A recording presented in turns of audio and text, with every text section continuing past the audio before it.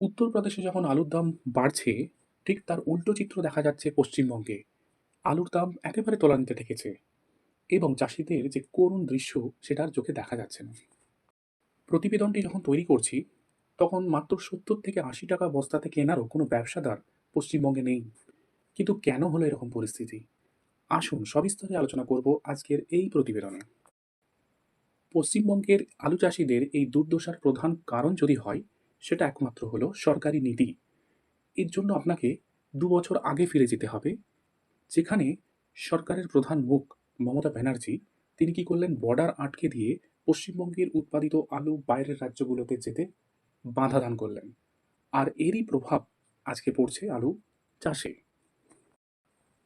সেই ২-২.৫ বছর আগে বর্ডার আটকে দিয়ে পশ্চিমবঙ্গের উৎপাদিত আলু যে বাইরে যেত, সেই মার্কেটটাকে পুরোটাই শেষ করে দিল।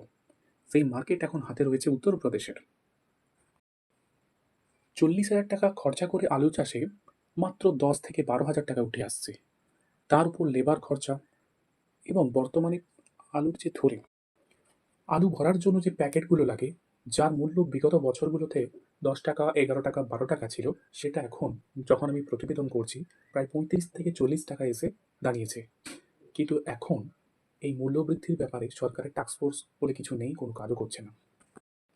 উত্তরপ্রদেশের কোল্ড স্টোরেজগুলি এবছর ৭৫ থেকে ৮০% লোড হবে।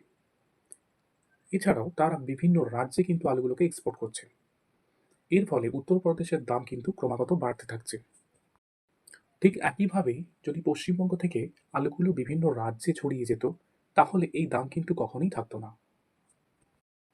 পশ্চিমবঙ্গ সরকারের ভুল নীতির কারণেই আজকে আলু চাষীদের এই দুর্দশা। বর্তমানে যদি আপনি সোশ্যাল মিডিয়ার মাধ্যমে খবর নেন, তাহলে দেখবেন গোটা ভারতবর্ষে আলুর কিন্তু ফেলাছোড়া অবস্থা নেই, কিছু হলেও ঘাটতি রয়েছে। সুতরাং পশ্চিমবঙ্গে ভোটে যদি রেজাল্টে কিছু পরিবর্তন হয়, অর্থাৎ সরকারের পরিবর্তন হয়, তাহলে পশ্চিমবঙ্গ থেকে যদি আলু যেতে শুরু করে, দাম কিন্তু আলুর পাওয়া যাবে কোল্ড স্টোরস থেকে। আমাদের প্রত্যেককে বুঝতে হবে, আমাদের উৎপাদিত জিনিস বাইরে রপ্তানি না হলে সেই জিনিসের দাম তলানিতে ঠেকবেই। আর সেটাই বর্তমানে হয়েছে। আর এর থেকে রেহাই পেতে গেলে আমাদের আগে এই সিস্টেমটাকে বদলাতে হবে। সরকারি সিস্টেম বদলালেই, বাইরে এক্সপোর্ট শুরু হলেই দামের কিন্তু পরিবর্তন আসবেই।